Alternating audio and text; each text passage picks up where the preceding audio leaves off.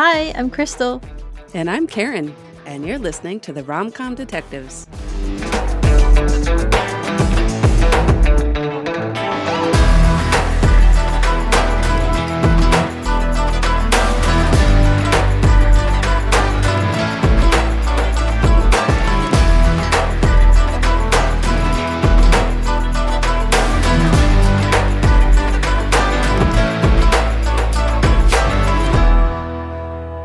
Welcome to Rom-Com Detectives, episode 75. Woohoo, big number. This episode is titled Bite Me, the next episode in our Mentalist unit.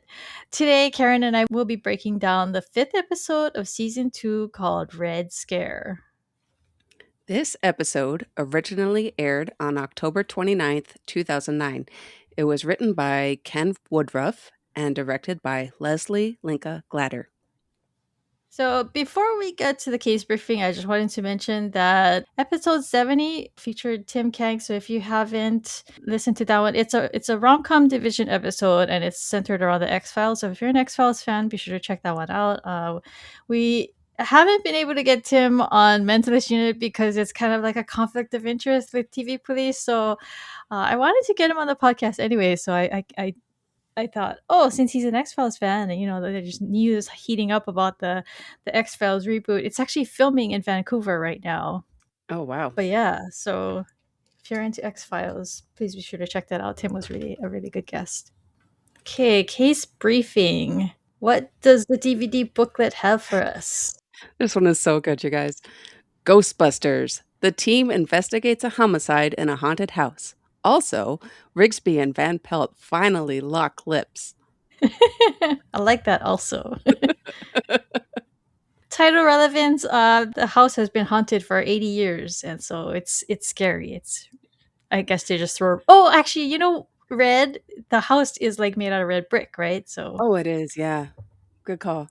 because I was just about to say, I don't know why it's red, but then I thought, oh wait, the house is red. They gotta get it in there somehow. Victim and cause of death, it was Alan Foster, 43, blunt force trauma. Eddie went through a window. Yeah, I had originally put defenestration, which is a cool word for throwing someone out of a window.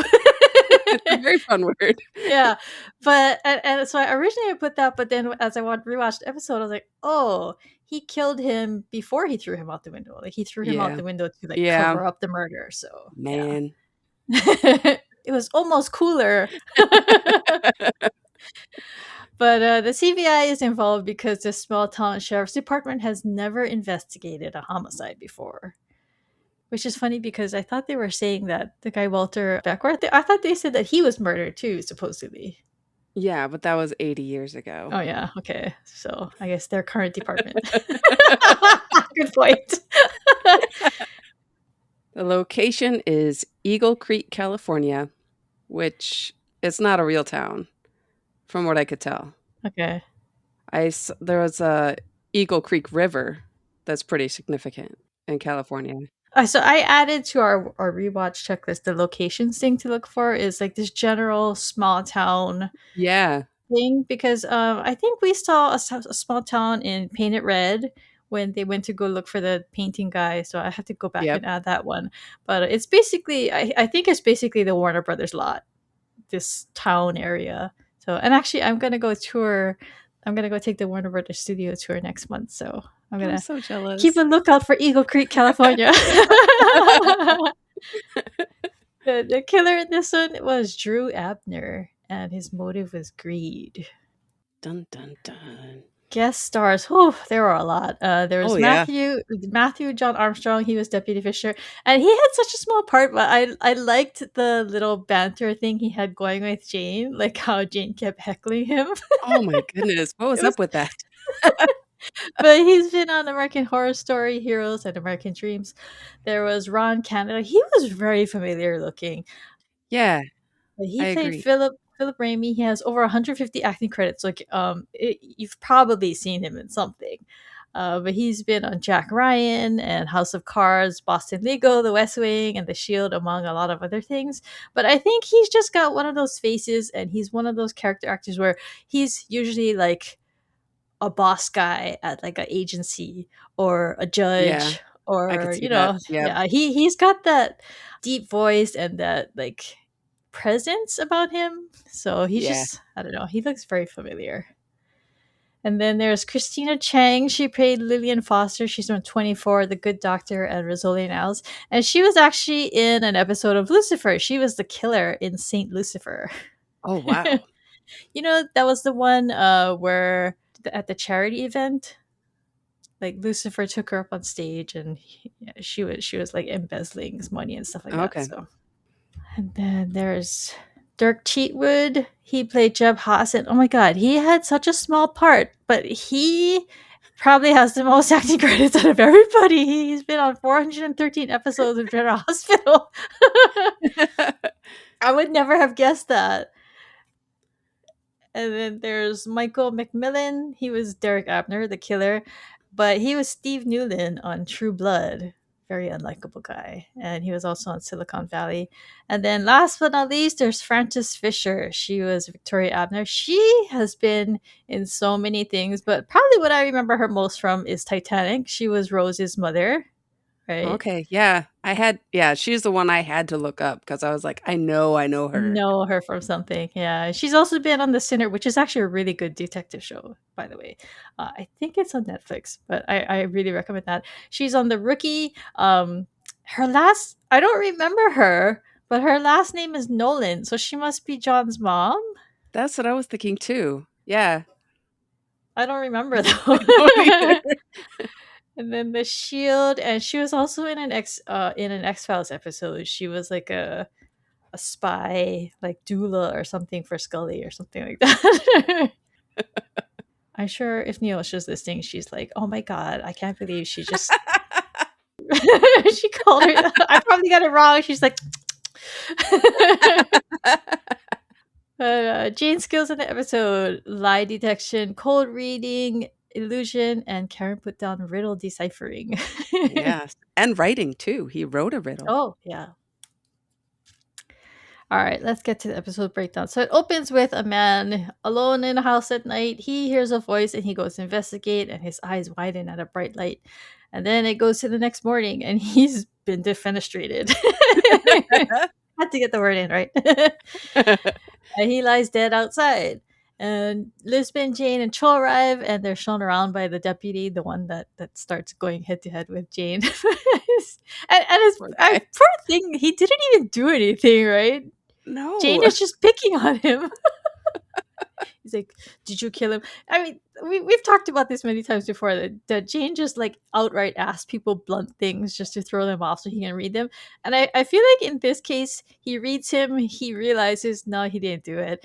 But he just wants to toy with him anyway. Yep. Yep, I think so. But that's part of what makes Jane funny, right? It's just like he likes to pick at people. Because as long Yeah, as it's not us that he's picking at, it's funny. that's right. Please don't put me in a room with Patrick Jane.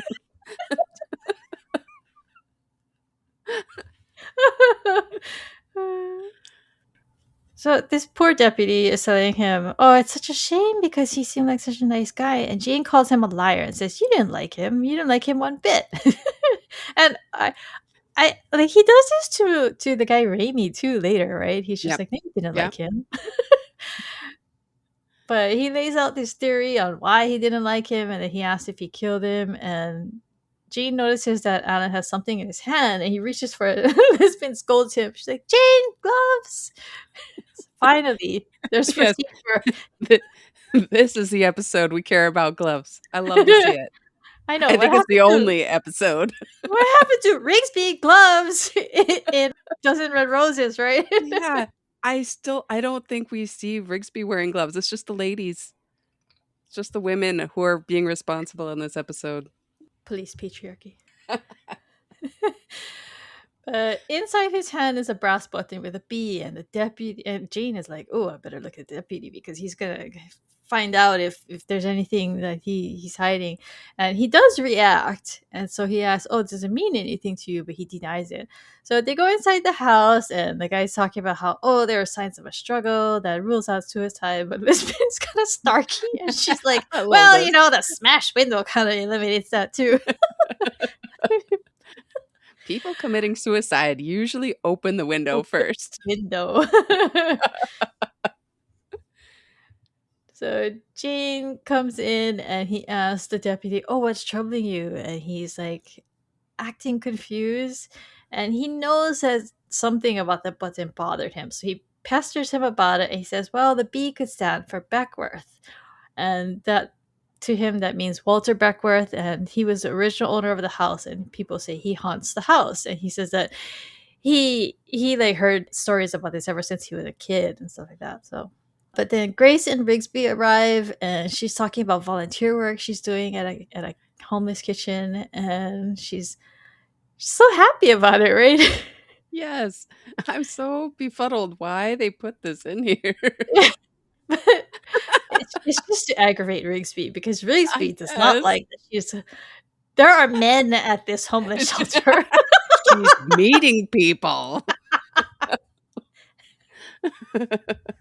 So Cho meets them and updates them, and Grace heads inside to go look for Lisbon and Jane. And then Rigsby don't. I love how Rigsby just randomly updates Cho on his love life all the time. Yes. It's like as soon as Grace is gone, he's like, "She's working in a homeless shelter. There's a guy there." And the way Cho reacts, Yes. so she's banging a homeless guy. Cho from the pilot is back. I love how Rigsby responds here. He just nailed it. The whole just totally flustered Yeah, just response. stammering his way through it. But I actually made a gif of this part for Cho, because Oh. he's staring up at him. He's just like, "Dude, you need counseling." Yeah, so good. So because Cho had told them that he called the alarm company, and the alarm had been set at 6 p.m. the previous night, and it didn't get turned off until the deputies turned it off when they came in the morning. But so Lisbon wants them to go look for another way into the house.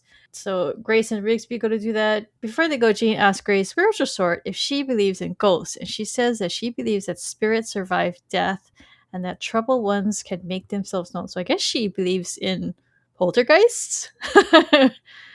I guess so. Because that's what a poltergeist is, right? Is a ghost that has unfinished business, or is Yeah, that not, or is that just that ghosts that in general? that sounds about right. I am no ghost expert.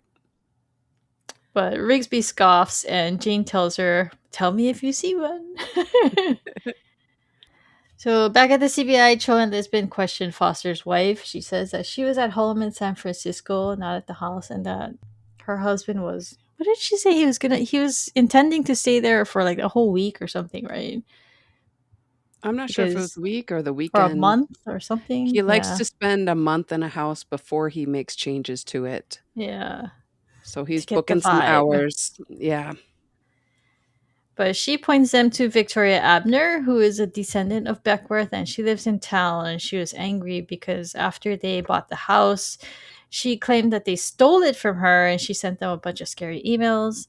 Jane knocks here, and he pulls Lisbon out of the room, and she's not happy about that. But he's holding up an old newspaper clipping about Walter Beckworth, and he says he was killed the same way, being thrown out of the same window. Dun dun dun. That's right. But Lisbon's so irritated. She's like, "I don't care." Old news. And poor Jade. I mean, it's like a clipping, so he's like gone to like get like a copy of this and cut it out and everything and brought it to Lisbon. She's like, "I don't care."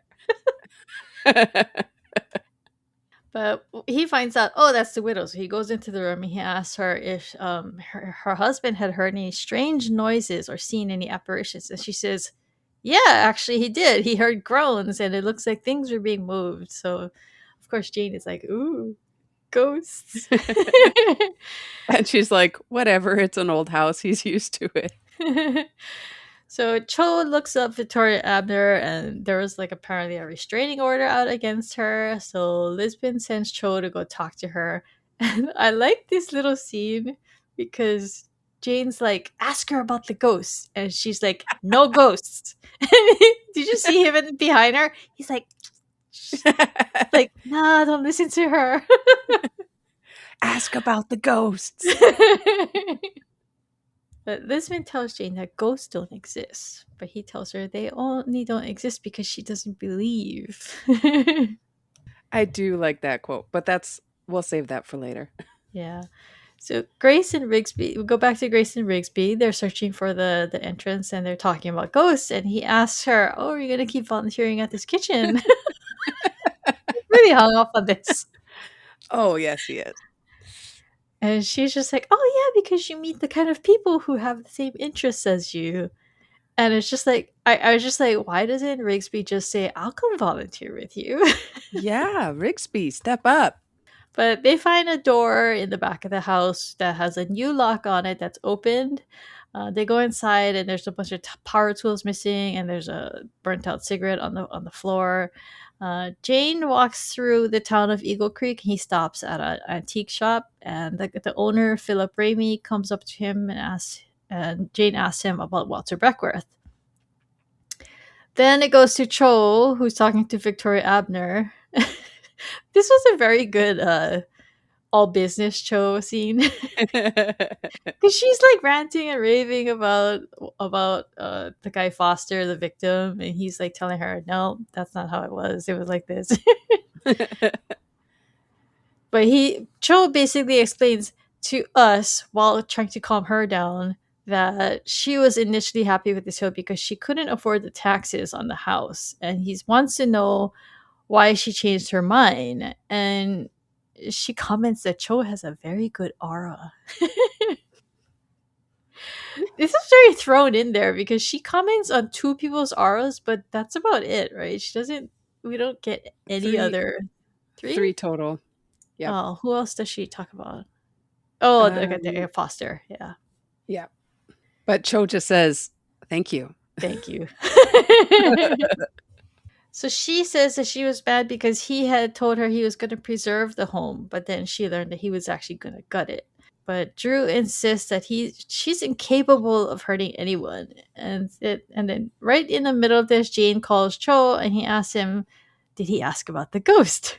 He's like, "No, Lisbon said not to." And so we've talked about Cho's loyalty to Jane, and so I like that he's actually more loyal to Lisbon at first until Jane presents him with an argument about Yes, why he it's a should very ask about good the ghost. argument. There's a lot of excuse me, there's a lot of spirituality in this episode. It is important. Yeah. But so Jane is still at that antique shop, and I guess the guy who owns the shop is like a local historian. And he explains to Cho that the guy said that Beckworth was into spiritualism and he used to hold seances. And so, because he did that, asking about ghosts is relevant.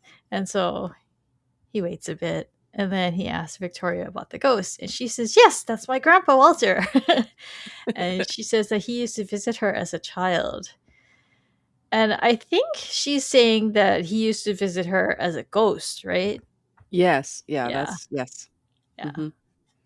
So Jane accepts tea from Ray. What did you think about this whole hang up about clover honey? Can you tell the difference between different types of honey? No, but really, I get hung up on how quickly he drank the tea because if it was freshly steeped, it's like you're Hot. boiling. Yeah. And he just gulps it down. Yeah. He does. Like 2 sips. Thanks, that was lovely. Maybe Cho was like waiting around a long time. Should I ask about the ghost? So Jane tells him that Raimi also told him about a rumored hidden treasure in the house. So Cho asks about the treasure, and she also answers that. She's happy. She's very happy to answer all his questions, right? She says everyone in the family knew about it, but there is no treasure. So Jane finishes his tea too quickly, according to Karen. Yes. And he asked the guy Raimi, "Oh, did you ever meet Foster?" And he says, "Yeah, he was pleasant enough." And Jane calls him a deceitful old bag of bones. and happily walks away. This is What? Rainey's like, "What? What just happened?" So next we go back to Grace and Rigsby, and they're going back to the front, and they find the door open, and they hear rattling upstairs. So they go up to investigate. They pull their guns and everything, which I would have thought that Jane would have been like, "Oh, maybe I shouldn't do this." They're pointing their guns. Oh, But goodness. Grace turns on a light, and the electricity, like, Kind of fizzles, crackles, yeah, the lights shorts out. flicker and stuff like that. They hear laughing, but it sounds like Jane to me when you hear the laughing. The Yeah. and then doors slam, and then they see Jane's ghost. And he shows them contraptions in a room that enabled him to play the ghost. He shows them like there's like a speaker that you can talk into that like pipes the voices all throughout the house. Mhm. And then he shows them how he made the ghost image, which is something called, what is it, Pepper's. Pepper's ghost. Do you think that glass was actually there, or do you think they added that in? Yeah, Like somebody I just mean, slides. yeah, I think it showed it slid along a track. So basically, a big glass pane slides over, and then some kind of trick of light or Yeah. something. It A was lot like a it has to do with the image. angle of the glass, Yeah, to project it into the room. I meant to go look at a YouTube video explaining it more in depth because it Oh, sounded really okay. cool. Yeah, you're right. I read a Wikipedia article about it, but yeah, it'd be nice to visualize it a little more. Yeah. But I mean, Gene explains that this is what Walter Beckworth used to use in his seances. He used to scare his guests with it. And oh my god, can you imagine like 80 years in the past? People must have gotten really scared, right? Yeah. So that's probably like a big source of where the haunted house image comes from too. But Jane points out that it's been used recently because all the machinery has been dusted off and everything.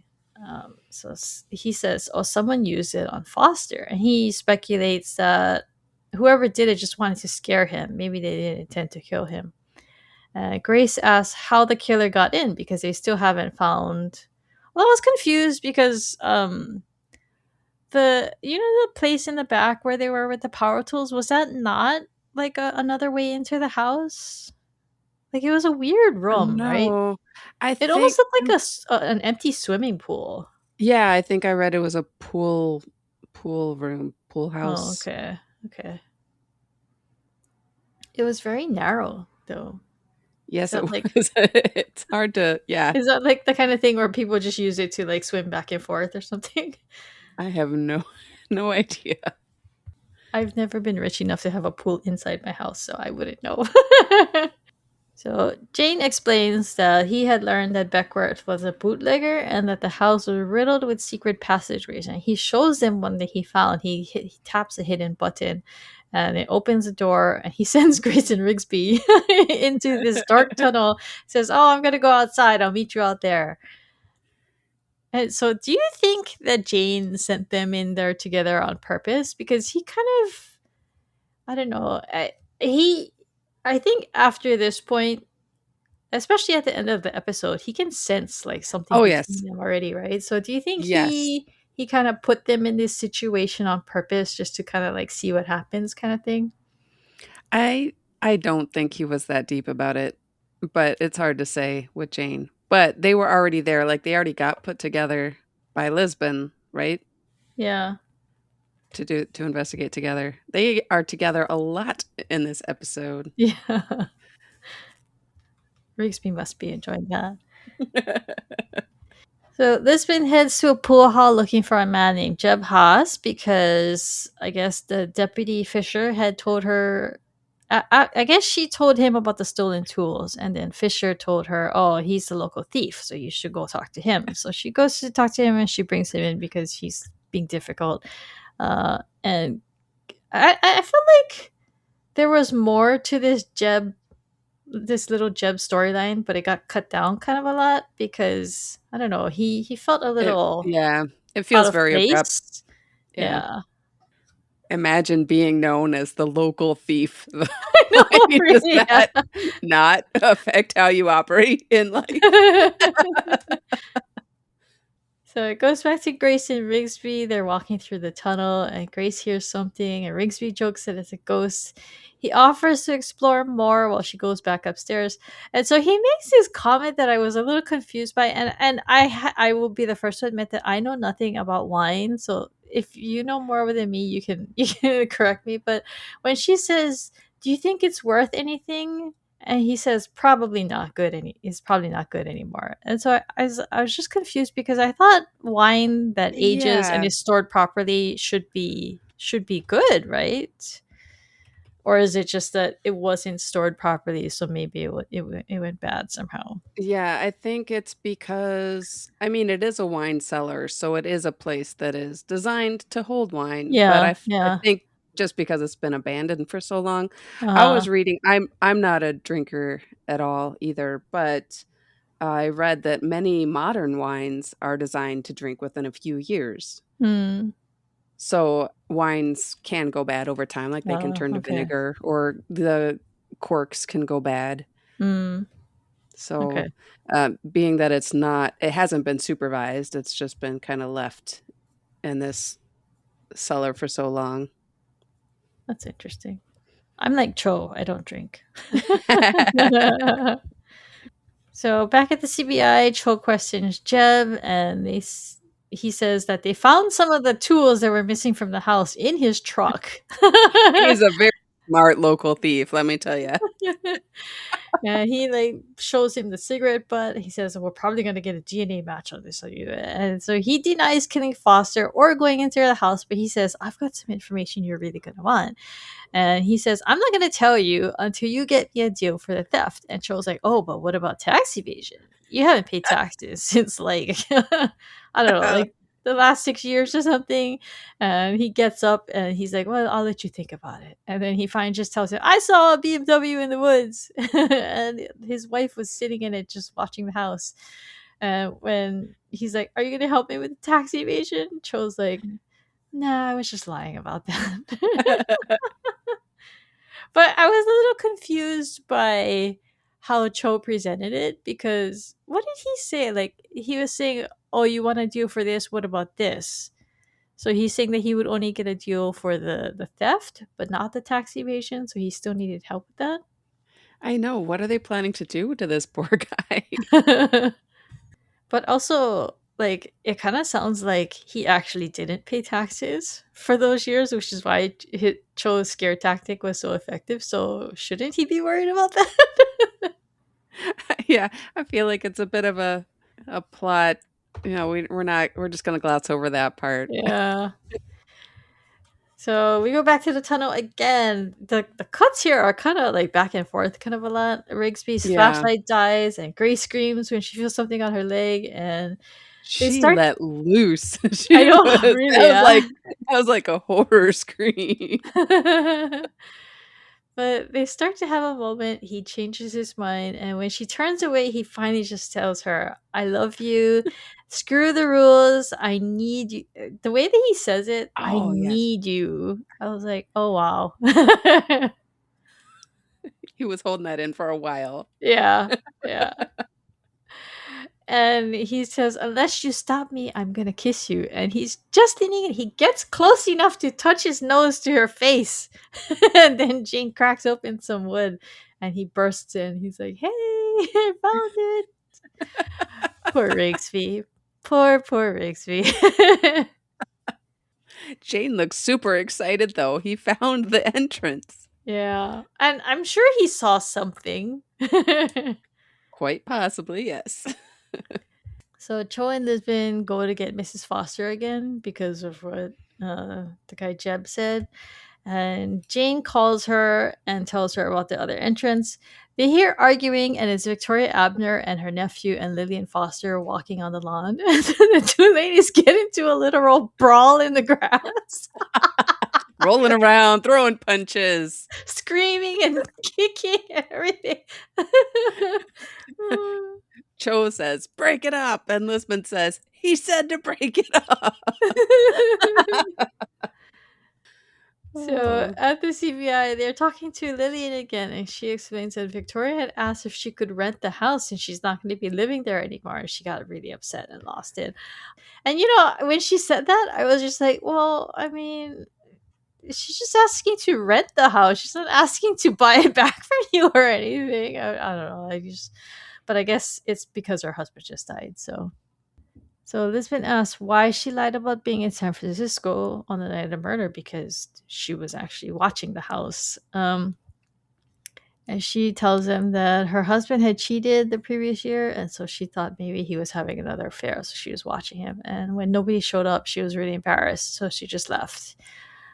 She said that she feels bad because and I like this little thing that they put into this storyline because yeah. it involved the way that it brings Jane in because she says he might still be alive if she had stayed at the house, but he tells her, "Oh no, you might both be dead," and he tells her that her survivor's guilt will pass. And she asks, "What do you know about that?" And he just answers with enough, and they start playing his music too. Not quite, but a little bit. I like that it's just like a touch. Yeah. We just all need to remember Jane's pressing grief, Yeah. trauma. So Cho brings Drew coffee and he admits that he's not a lawyer, that his aunt is just beefing him up to people. Does she really think he is, though? I don't know. So I thought it was so funny that Cho is talking to a person involved in a case, and Rigsby comes by and he pulls him Yes. away. And I thought he was going to update him in the case. Or do one of those things where Jane's like, drop this information, not, Yeah, yeah, suddenly yeah, in yeah. front of a witness or a suspect. No. But no, it's I told Grace I loved her. And then Jane interrupted and she has this he wanted love advice. I was like, oh my god. And it's even funnier. And Cho's just like, so tell her again. And then that's Tell her again. Right. Got it. it. Oh, this guy. He is terrible in the workplace. More on that later. I'm gonna have things to say about Rigsby at the workplace, man. Good. I also have thoughts. So next we go to Jane and Lisbon. They're talking to Victoria at like the conference table in the bullpen. She's staring at Jane, telling him that his aura is fascinating. And then Jane asks why she wanted the mansion back, and she says sentimental reasons. And he says he suspects that she wanted to find something in the house, maybe evidence of her guilt. So he's doing a cold reading on her at this point, and she says that's absurd. And so this is what I talked about many times before: is that Jane is often wrong. He will say something, someone will deny it, and he'll confirm that they're telling the truth, and then he'll pivot really quickly. So it kind of sounds like he's always right, but he's not. He's just trying out different things, looking at how they react, and then moving right on to the next thing. So he says it's the treasure. And so that hits the nail on the head. And she asks Jane how he is with riddles. And that sends them back to Philip Ramey's. And he explains that he had found in some of Beckworth's paperwork a riddle. And it's if fortune is what you seek sincere, the only place to look is here.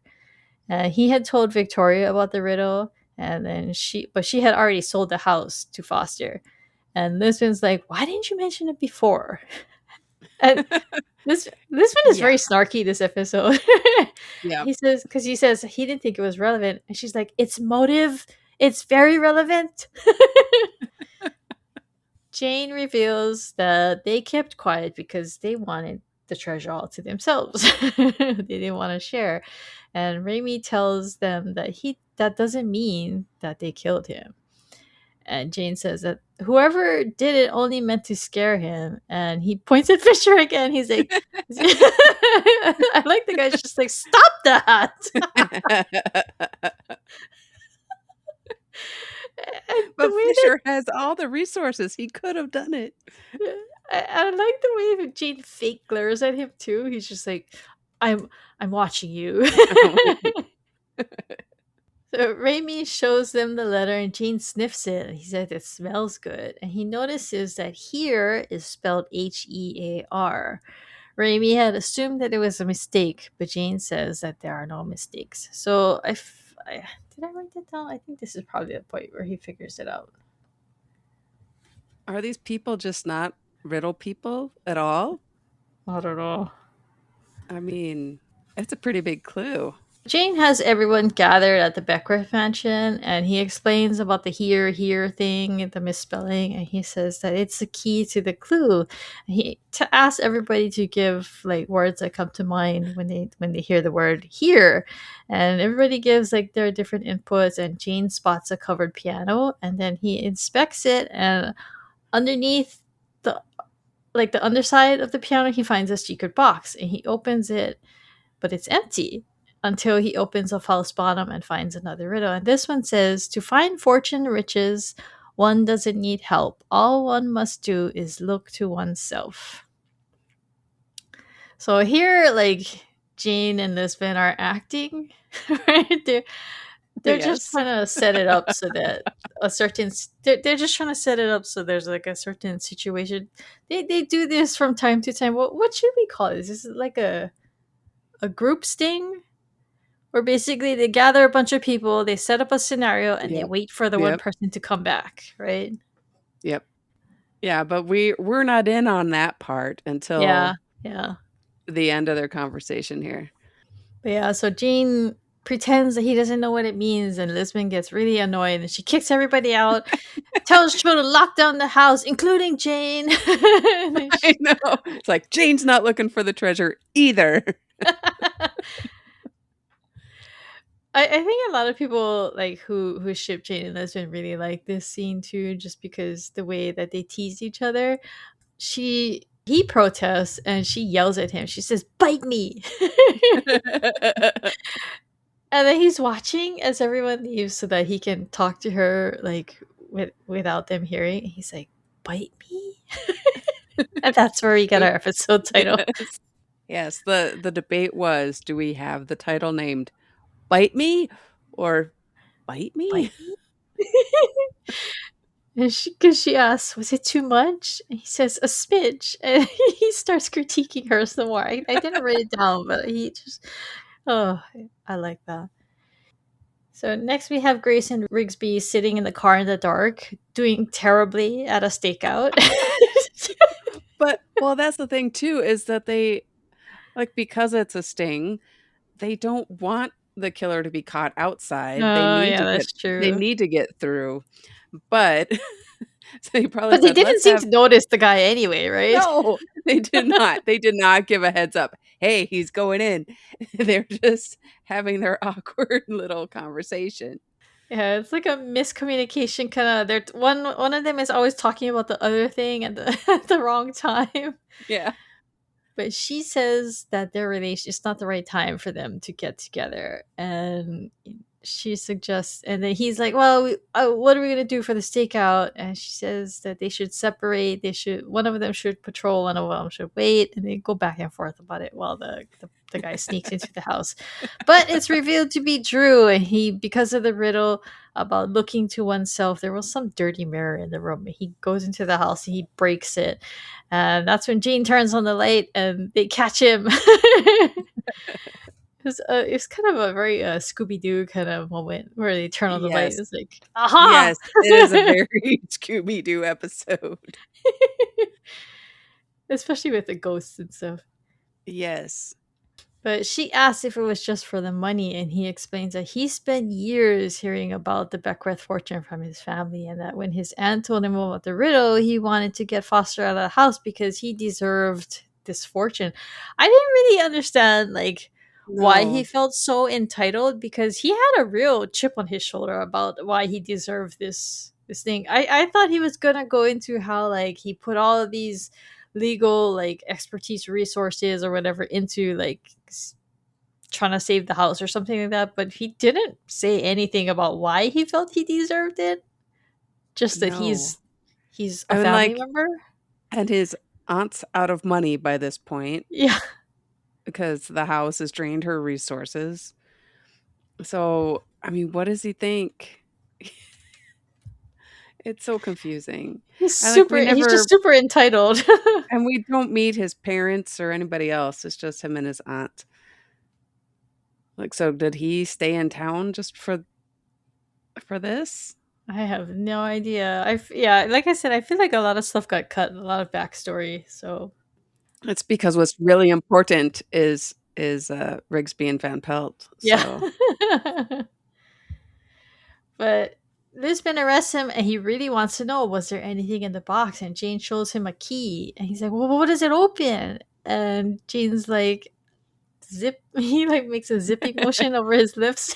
Lisbon's like, he's just messing with you. He's mean like that. This scene I really like. We have Lillian Foster. She approaches Jane in the break room and she thanks him and she says that she had asked about him and she tells him that she's so sorry for what happened to his family. And she wanted to ask him a question. She says, do you think they know how we feel, the dead, how sorry we are, how we wish things could be different? Do you think they understand? And it was like all these questions that you could hear, that you could kind of like imagine Jane asking himself every day, right? yeah, But he tells her no. And he says he's sorry. yeah, it just shuts it down. Yeah. And I feel like it's possible that he does shut it down because he doesn't want to see someone else going through what he goes through, like the agony that he went through thinking about it all the time. Maybe he thinks that it's better for her if she just deals with the fact that no, they Yeah, can't hear you. Yeah. yeah. Well, we've also established that Jane does not believe in the afterlife at all. Yeah, So that's true. he's not going to give false hope, what he believes is false hope in this situation. That's true. Teacup sighting in this scene. So next it goes back to the conference table. Cho and Lisbon are unpacking their case closed pizza, and Cho says if Rigsby eats all the sausage again, he'll be pissed. And I That was just some want to really sad looking I pizza. was just about to say that pizza looked really pathetic. I mean, I always get into arguments about people where I say that, I'm like Lisbon and I say pizza is pizza, and so I feel like there's pizza in Hawaii that's probably comparable to pizza in New York or Chicago or whatever. But this pizza in this episode looked really sad. It was And it's like they got like grocery store pizza on sale that you buy yeah, it frozen. looks It was like bad. cardboard. And Yeah. they got 2 cheese pizzas for adults. Adults. Yeah. I would just like to think that they would like a little bit more. I know. You Buy get one buy a cheese, you second get one sausage pepperoni, pizza. you get one loaded, right? You get the Yeah. whole variety. I mean, this is the team. They know what they like, supposedly. I mean, Lisbon goes for the cheese. Yeah. I don't know. I'm not Why don't they just mm, order two sausage pizzas if right? Cho's worried Yes. that Rick's gonna eat it all? Yes. Yes, please. Lisbon asks if Jane is okay, and he says, yeah, he's fine. And then he runs off to the break room to get something, and Rigsby and Grace are in there getting plates and soda, and he pulls out a wine bottle, and Grace pulls Rigsby into an interrogation room, and she kisses him, and then she tells him that she's gonna leave in 5 minutes, and then he can meet her at her car. And I guess they're gonna go home together. Although I don't understand why they would leave together. Why don't they just leave Yeah, separately and meet at her place? What? right? Because if they meet at her car and leave his car there, like, that's Yeah, not gonna be suspicious? I know. That's what I was confused.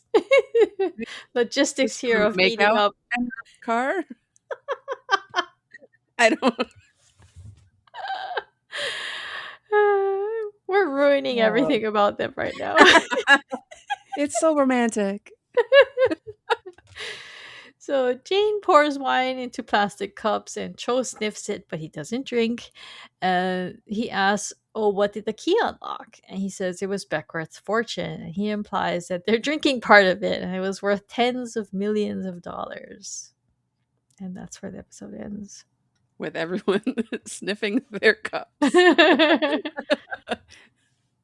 Cold reading. At what point does Jane crack the case? I think it's when he hears the riddle, probably, and he sees the here thing. How would that point to Drew, though?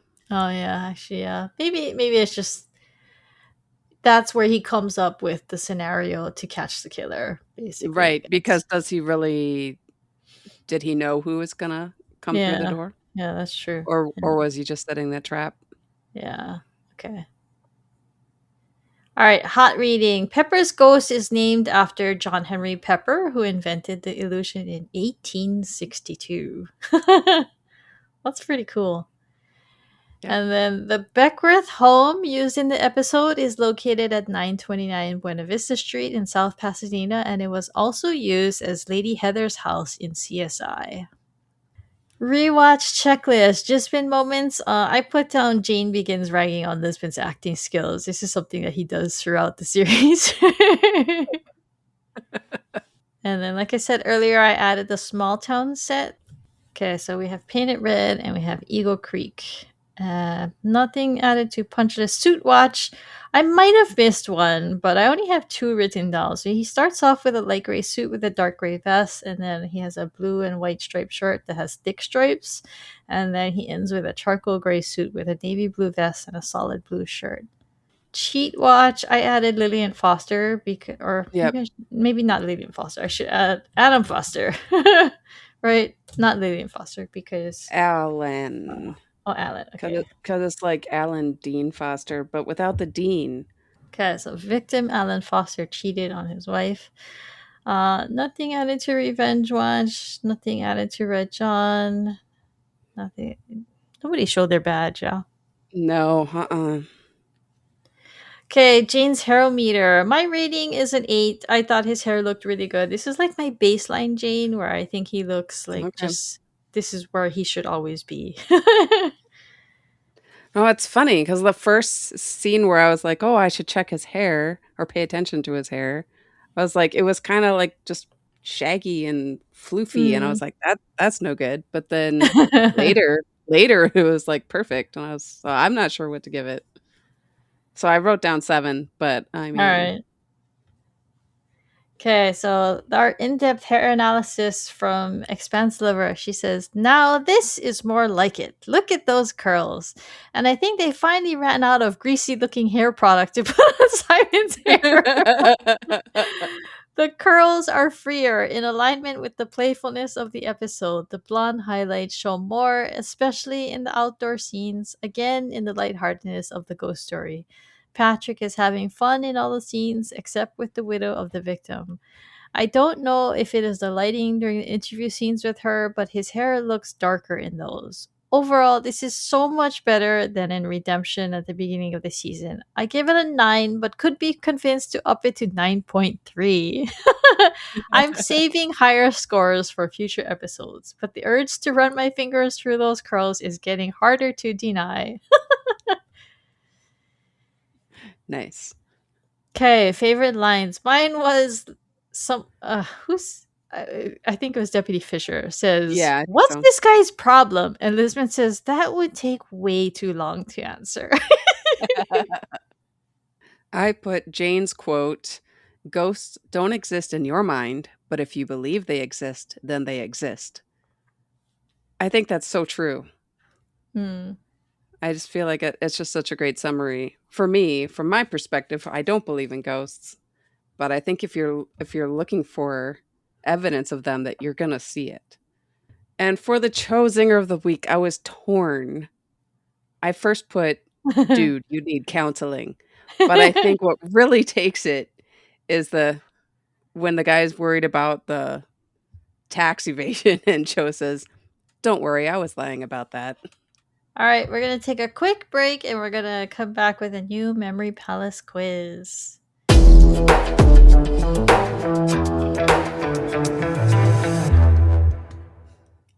All right, we're back and we have a new Memory Palace quiz for you this week. The way this works is I'm going to ask Karen 6 questions about the episode we just discussed, and you'll have 5 seconds to come up with an answer. Are you ready? Hi, yeah, let's do it. This one kind of has a theme to it. I don't know why. Is Like it all the ghosts? half the questions are like the same type of thing. Okay. Question 1. What is that noise? Do you hear something? It's a ghost. Oh, Okay, question 1. How did Walter Beckworth make his money?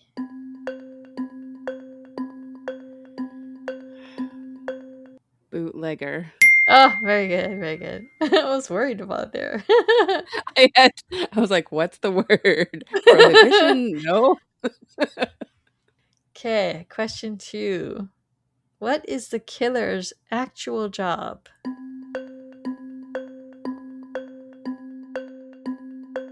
Oh, the killer. Oh, he is pro legal, Paralegal. paralegal. What are words? Okay. See, this is the theme. It's Okay, jobs.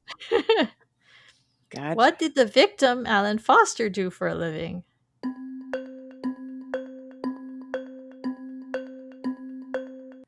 Architect. Yeah, very good. Question 4. What does the guy Grace is working with at the shelter do? The guy that Rigsby's worried about.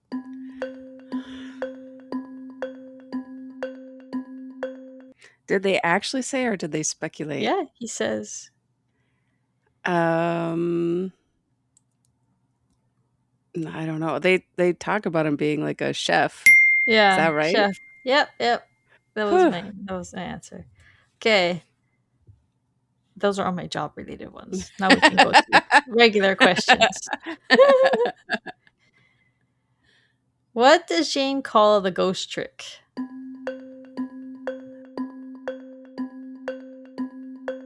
Pepper's ghost. Yeah. And then last question. What does Victoria say that Foster's aura was? What color?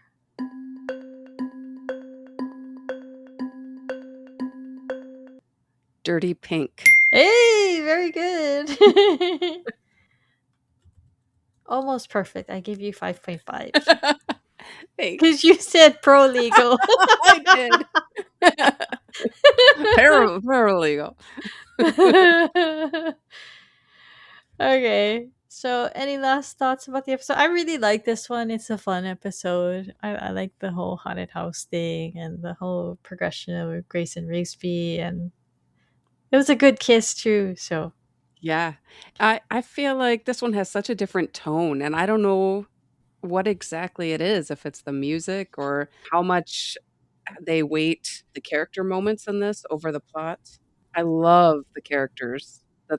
that they small town. It's really fun. I love the local historian and all of that. I just think it has a lot of character to it. And of course, you gotta watch it for the Rigsby Van Pelt moment. Locking lips.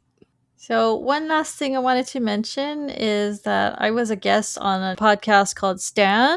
The host Allegra, her podcast examines fandoms, parasociality, and celebrity worship, and so she had me on as her mentalist expert. We talked a lot about the work that I've done on the subreddit and in the bullpen, and meeting some of the cast and things like that. So it was a really fun conversation. So I'm gonna link that in the show notes, and you guys can check it out. Her podcast is called Stan Pod X, I think. But yeah, hope you guys will give that a listen. If you're enjoying Rom-Com Detectives, please consider taking a minute to leave us a rating or review on Apple Podcasts or Spotify. If you're on Spotify, Reddit, or YouTube, leave us a comment answering our question of the week. Do you believe in ghosts? I think you answered, but I don't think I answered. I don't think I believe in ghosts. I believe in like spirits like maybe coming to like visit people in the form of like moths or things like that, but not like Okay. literal ghosts, like apparitions kind of thing. I do like ghost movies though. Like The Frighteners, that's a really good ghost movie.